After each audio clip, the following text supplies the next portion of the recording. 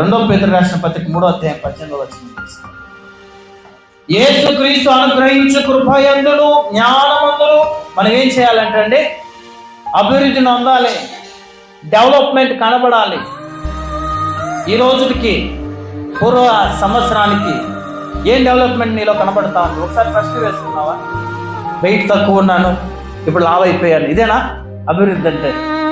మనలో కనబడాల్సింది ఆత్మీయ అభివృద్ధి అండి. హల్లెలూయా.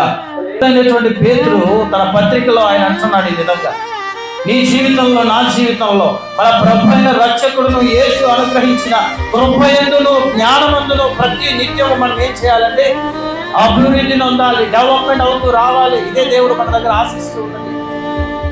పోయిన సంవత్సరం ఒక బండి ఉంది, ఈ సంవత్సరం 2 బండ్లు ఉన్నాయంటే అది కరెక్ట్ కాదు. అది కాదు అభివృద్ధి అంటే. నీ ఆత్మీయ జీవితంలో పోయిన సంవత్సరంలో నువ్వు ఏ విధంగా ప్రార్థన చేసావు, ఎంత టైం గడిపావు, ఈ ఇయర్లో ఏం నిర్ణయం